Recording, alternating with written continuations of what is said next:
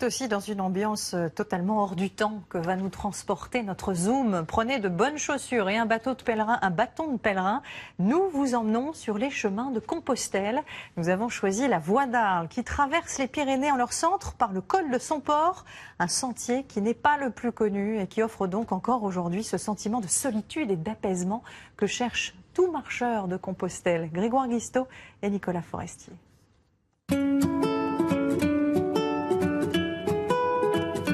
Au mois de mai, les Pyrénées changent de visage. La neige fond, les massifs reverdissent et les pèlerins reprennent la route en direction de Compostelle. Pour passer de la France à l'Espagne, certains marcheurs optent pour la voie d'Arles et franchissent les Pyrénées par le col du Somport. Un passage plutôt méconnu que nous avons décidé d'emprunter à notre tour. Mais avant de mettre sac au dos, nous avons rendez-vous au monastère de Sarance, où le frère Pierre nous attend. Bonjour, oui, frère. bonjour. Alors là, on est sur un cloître qui est colonisé par les hirondelles. Oui, alors, les hirondelles ont eu domicile ici depuis quelques années. On n'accueille pas qu'elles, on accueille aussi les pèlerins. Autour de ce cloître du XIVe siècle, les pèlerins sont accueillis toute l'année par les religieux.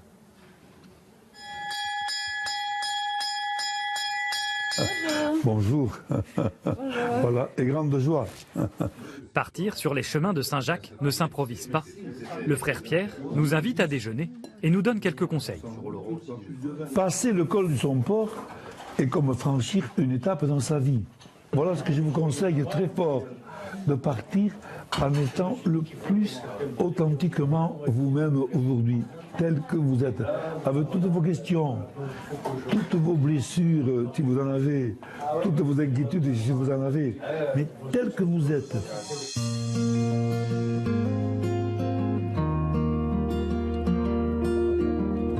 Pour notre premier jour de marche, nous avons prévu une étape assez courte, moins de 20 km entre le monastère de Sarance et le petit village médiéval de Borse.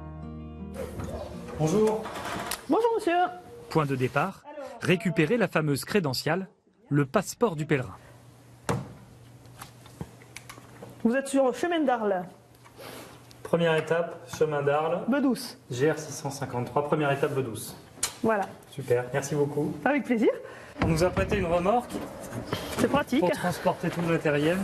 Très bien. C'est pratique. Donc, je vais vous montrer le départ d'ici. Ouais. Il y a toujours un balisage. Hein. Vous allez trouver les traces de peinture rouge et blanche. Hein. C'est un GR. Donc le balisage officiel du GR, la petite coquille et le descriptif voie d'Arles. Ok, Voilà. merci beaucoup. Allez, bonne Merci. route. Au revoir. Au revoir.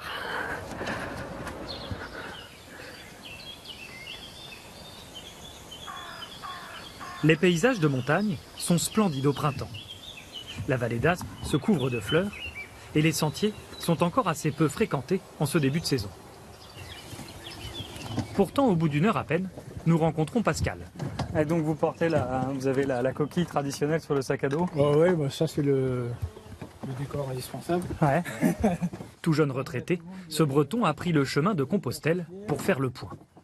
Je crois aujourd'hui on est tellement assailli d'informations, de flots d'images. Je crois que c'est bien de prendre un peu, de se mettre un peu ailleurs, quoi, dans un autre monde, dans le silence, pour réfléchir. Ça permet de faire le point puis de repartir vers une autre étape de sa vie. Ouais, je crois que notre remorque, on ne pourra pas la garder. Ouais, C'est pas très pratique. Surtout qu'avec les montagnes, après, ça va commencer à être compliqué. Mais Pascal est bien trop rapide pour nous. Autrefois, les chrétiens partaient sur les routes de Compostelle, envoyés par leurs confesseurs. Aujourd'hui, les croyants sont une minorité, mais l'attrait pour les chemins de Saint-Jacques reste intact. Bonjour monsieur. Alors vous êtes des pèlerins? Oui, des pèlerins journalistes. Journalistes, Voilà. c'est bien. Nicolas, mon collègue. Nicolas, Moi, Grégoire. Moi c'est Joseph. Enchanté. Voilà. Et Joseph l'a constaté, les pèlerins sont même de plus en plus nombreux ces dernières années. Ça commence à être connu, et puis il y a des gens qui ne sont pas religieux pour autant, mais ils font Saint-Jacques, quoi. Donc ça les intéresse, quoi. Il y en a beaucoup qui se ressourcent en marchant. Bonjour. Les chemins de Saint-Jacques traversent bien sûr des petits villages. Voici par exemple Accous. Mais la route passe aussi au beau milieu d'exploitations agricoles, comme celle de Jean-François Célette.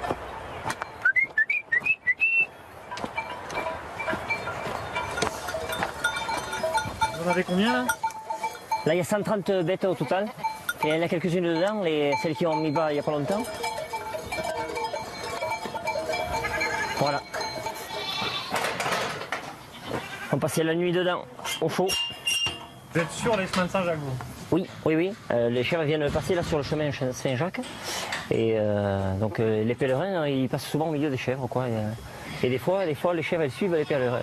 Ça arrive que ils ferment la barrière au bout là-bas, sinon elles pourraient partir à l'Espagne peut-être. Voilà.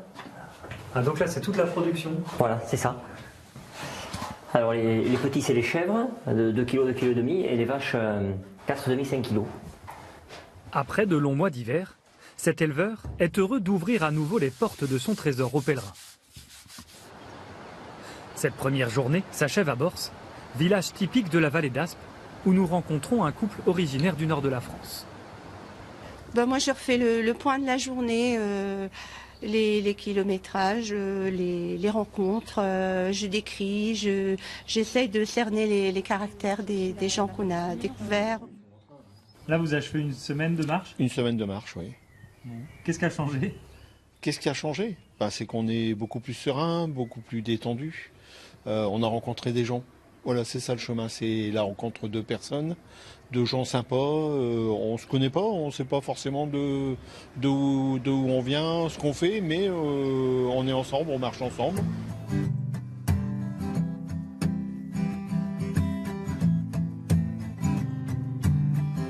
Notre prochaine étape, entre Borse et le col du Somport, s'annonce un peu plus corsée. Alors nous faisons appel à du renfort. Névé, N-E-V-E. Là. Salut Névé. Là, comme ça. Et si mon caméraman est fatigué, je peux le mettre sur le dos? Oui, c'est pas plus de 50 kg. Il faut le découper en deux et prendre 2 ânes. Ne le regardez pas, regardez où vous mettez vos propres pieds, ça va vous aider à pas tomber. D'accord. Allez, c'est parti. Voilà, ça n'a pas l'air trop compliqué? Ça a l'air pas mal. Nous allons devoir grimper sur plus de 1000 mètres de dénivelé à travers le parc national des Pyrénées. On va le laisser avancer.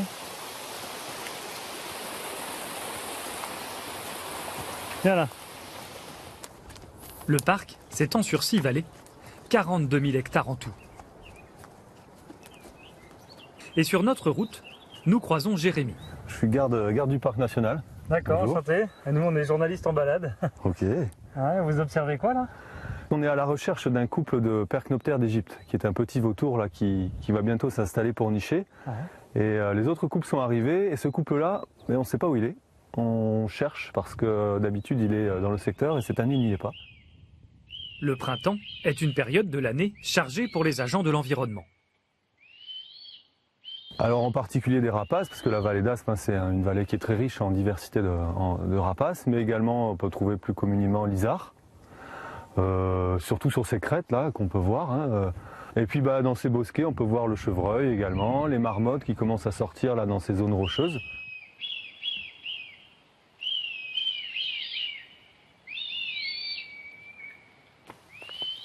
Et en fait, à mon avis, on a encore une bonne heure jusqu'au Somport. Ah, c'est là. Et en milieu de journée, une surprise nous attend. On vous devance. C'est sportif. Hein. C'est bien là. Les paysages changent un kilomètre après l'autre, c'est bien. Pascal, le jeune retraité breton, nous dépasse pour la seconde fois en 2 jours. Oui. Et puis bonne marche à vous aussi. Bonne marche à vous aussi, oui. Merci. Dans la vie de tous les jours et puis peut-être sur le chemin de Saint-Jacques. Oui, merci à vous. Allez, bonne marche. Ouais. Au revoir. Mais une demi-heure avant l'arrivée, la neige complique notre ascension. Viens là. Ça passe. Allez. Je pense qu'il a peur de glisser avec la neige. On va être obligé de faire demi-tour.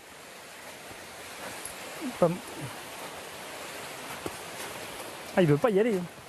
Têtu. Et viens par là. Après un large détour, nous atteignons finalement le col du Somport. Pedalini, piccolino. Ok. À notre arrivée, nous rencontrons Marco et Enrico, 2 Italiens en vacances. Tu as vu? Il y a un menhir avec une croix dessus. On va pouvoir dire une prière gauloise. Marco! Olé! Ils sont très fatigués, donc finalement arriver à l'auberge est la paire meilleure. L'entrée à l'auberge du col marque sans transition notre arrivée en Espagne. Entonces me tenéis que dejar los DNIs para tomar los datos. Claro. ¿Lleváis a mano? ¿Vale? La carte d'identité. Il y a des personnes qui arrivent de Arles ou de Rome. Et ils sont fous, ils marchaient beaucoup de temps. Oui. Perfecto. ¿Una habitación para 4? Ajá. Un momento, pues. Gracias.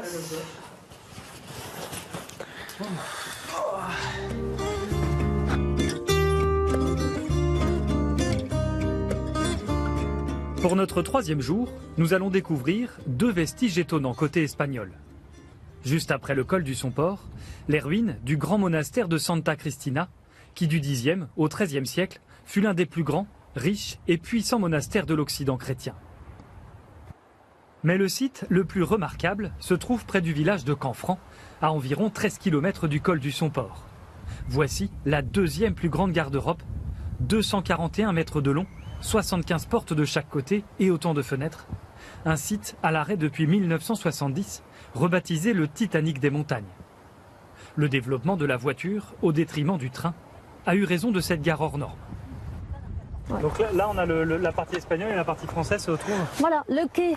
Ici vous avez le quai espagnol. Et de l'autre côté, exactement, parce que le bâtiment est rigoureusement symétrique. De l'autre côté, on a le quai français. Régine est enseignante et passionnée par l'histoire de cette gare. Alors, il a fallu planter environ 6 millions d'espèces végétales, surtout des résineux, pour effectivement prévenir les avalanches et les éboulis. Inaugurée en 1928, la ligne ferroviaire a vu passer pendant la guerre des centaines de juifs en exil entre la France et l'Espagne. Des tonnes d'or nazi auraient également transité par Canfranc. Ce hall de gare, aujourd'hui désert, n'aura été en activité qu'une 40aine d'années seulement. Je vais vous vendre un billet alors. Voilà. Bon, pour aller à Bedous, s'il vous plaît. On pourrait finir le pèlerinage en train pour aller jusqu'à Compostelle. Tout à fait, finir à pied bientôt. Bien sûr. Les défenseurs espèrent, et j'en fais partie, espèrent ardemment qu'à l'horizon 2020-2022, eh bien, tout simplement, le train de nouveau franchisse son port. Une fois franchie la chaîne des Pyrénées, après la gare de Canfranc, s'ouvre devant nous la route espagnole vers Compostelle. Saint-Jacques n'est plus qu'à 830 km en marchant vers l'ouest. Et c'est la fin de ce journal, mais restez avec nous. Dans un instant, grand reportage revient sur les cold cases, ces affaires judiciaires classées sans suite faute de preuves. Nous avons suivi des parents qui se sont battus pendant des années pour enfin peut-être faire éclater la vérité sur la mort de leurs enfants. A tout de suite.